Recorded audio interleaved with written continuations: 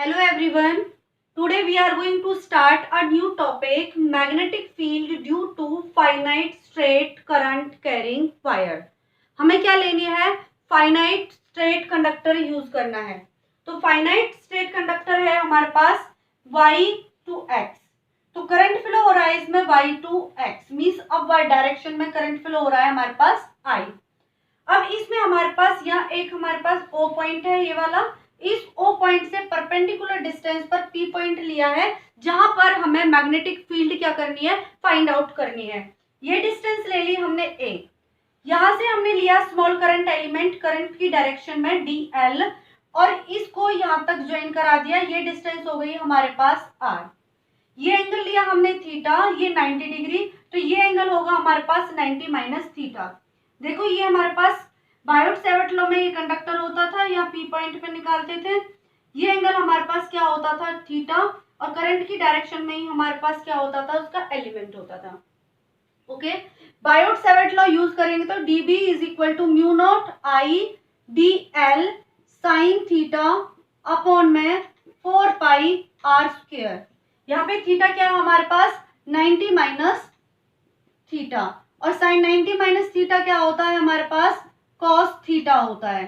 क्या होता है, कॉस थीटा होता है अपॉन में 4 पाई r स्क्वायर. अब ये देखो हमें इस पी पॉइंट पर लेना है. इस पी पॉइंट से ऊपर की तरफ जाएंगे तो हमारे पास ये वाला पार्ट कवर हो जाएगा.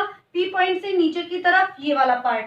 तो इसका मतलब जो हमारे पास ये परपेंडिकुलर डिस्टेंस से ऊपर की तरफ एंगल φ1 कंसीडर किया है और परपेंडिकुलर डिस्टेंस से नीचे की तरफ पूरा एंगल φ2 कंसीडर किया है. ओके, ये डिस्टेंस हमने a कंसीडर की है, ये डिस्टेंस हमारे पास l है और ये वाली डिस्टेंस हमारे पास r है. क्लियर, यहाँ तक हो गया हमारे पास. अब चाहिए देखो हमें एंगल्स की बात कर रहे हैं, थीटा के बारे में बात कर रहे हैं, तो जो हमारे पास चेंज वेरिएबल टर्म्स है उनको थीटा में लेके आना है. तो म्यू नॉट आई और 4 पाई हमारे पास चेंजेबल नहीं है, तो हमें किसको लेके आना है, dl को. l को हमें लेके आना है l बाय a, क्या होगा हमारे पास tan थीटा होगा. l परपेंडिकुलर है, a हमारे पास क्या है, बेस है, तो हमारे पास आएगा परपेंडिकुलर अपॉन बेस क्या बन जाता है, tan theta. Differentiate it with respect to theta, तो क्या हो जाएगा dl is equal to a sec square theta, क्योंकि tan थीटा का डिफरेंशिएशन क्या होता है, sec स्क्वायर थीटा होता है. इसी तरह से हमें निकालना है r. r कैसे निकालेंगे हम, r is equal to a upon में cos theta. Means cos theta किसके इक्वल होगा हमारे पास, cos आता है बेस अपॉन हाइपोटेन्यूज.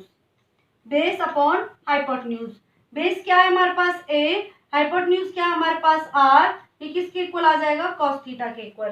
तो r is equal to a upon में cos थीटा. ये टर्म्स आ गए हमारे पास. ये इक्वेशन फर्स्ट, सेकेंड और थर्ड, इन दोनों को वैल्यूज को पुट करेंगे हम इस इक्वेशन फर्स्ट में, तो मिलेगा हमें dB is equal to mu naught I dl की वैल्यू हो गई हमारे पास a sec स्क्वायर थीटा और cos theta d theta upon में आएगा हमारे पास 4 पाई r की वैल्यू a अपॉन में cos theta, a square upon में cos स्क्वायर थीटा. क्लियर, ये आएगा हमारे पास म्यू नॉट आई a, ये कैंसिल हो जाएगा अपॉन में 4 पाई a बचेगा. सेक स्क्वायर थीटा क्या हो जाएगा हमारे पास 1 upon cos square theta, cos square theta, और ये cos ऊपर चला जाएगा हमारे पास, ये कैंसिल हो जाएगा, यहाँ बचेगा cos theta d theta. Now dB is equal to mu naught I 4 pi a cos theta d theta. अब क्या करेंगे, टोटल निकालने के लिए इंटीग्रेशन इंटीग्रेट करो. dB is equal to mu naught और I अपॉन में 4 पाई a क्या होगा हमारे पास, constant. Mu naught I upon में 4 पाई a कांस्टेंट, अंदर रह जाएगा cos theta d theta. Limit कहां से कहां तक लेनी है, -φ2 से लेकर φ1 तक, -φ2 से लेकर φ1 तक. cos का इंटीग्रेशन क्या होता है हमारे पास, sin थीटा. फिर लिमिट पुट करेंगे हम, upper limit minus lower limit, तो dB का इंटीग्रेशन होगा होगा b mu naught I upon में 4 पाई a कॉस थीटा का साइन थीटा माइनस फाई 2 से लेकर phi 1 mu naught I upon में 4 pi a upper limit phi 1 lower limit हो गई माइनस फाई 2। आपको पता है साइन माइनस थीटा क्या हो जाता, माइनस साइन थीटा, तो म्यू नॉट आई अपॉन में 4 pi a sine phi 1 plus sine phi 2, ये मिल गया हमें magnetic field at point P। ये थी हमारे पास फाइनाइट कंडक्टर के लिए। अब निकालें हम इसको सेमी फाइनाइट के लिए और इनफाइनाइट के लिए। फर्स्ट केस होगा हमारे पास, ये फाइनाइट है तो इनफाइनाइट कंडक्टर के लिए, इनफाइनाइट कंडक्टर के लिए, इनफाइनाइट कंडक्टर के लिए देखो ये वाली लाइन है हमारे पास बहुत ज्यादा दूर तक हो जाएगी, क्योंकि ये लाइन तो क्या हो जाएगी, बहुत लॉन्ग हो जाएगी, तो ये एंगल हमारे पास इस तरह से 90 हो जाएगा।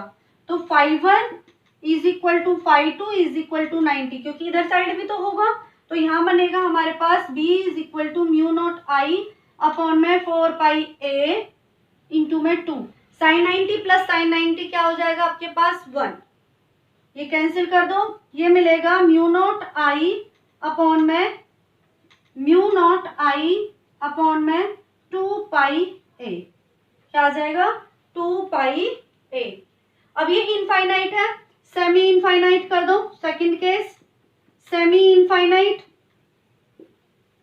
सेमी इनफाइनाइट में ऊपर की तरफ नीचे वाला पार्ट नहीं है, तो क्या आ जाएगा फाई 1 हो जाएगा 90 डिग्री, फाई 2 हो जाएगा हमारे पास 0, तो क्या बनेगा b is equal to mu naught I upon में 4 पाई a, ये केस क्या हो जाएगा आपका 0, ये हो जाएगा आपका 1, तो ये बन जाएगा आपके पास वैल्यू b की।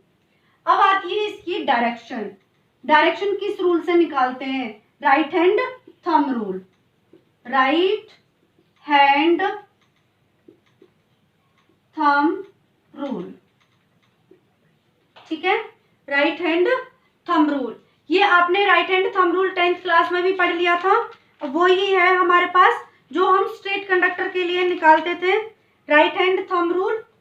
राइट हैंड थंब रूल के लिए हमें क्या करना होता था कि जो हमारे पास स्ट्रेट कंडक्टर है, ये कंसीडर करो स्ट्रेट कंडक्टर है, करंट कहाँ जा रहा है नीचे से ऊपर की तरफ, तो थंब को करंट की डायरेक्शन में ऐसे रखते थे होल्ड करके और फिंगर्स को इस तरह से कर्ल करते थे लाइक दिस। ये कंडक्टर करंट जा रहा है अपवर्ड डायरेक्शन में और ये हमारे पास इस तरह से, और ये कैसे जा रही है आपके पास एंटी क्लॉकवाइज डायरेक्शन में।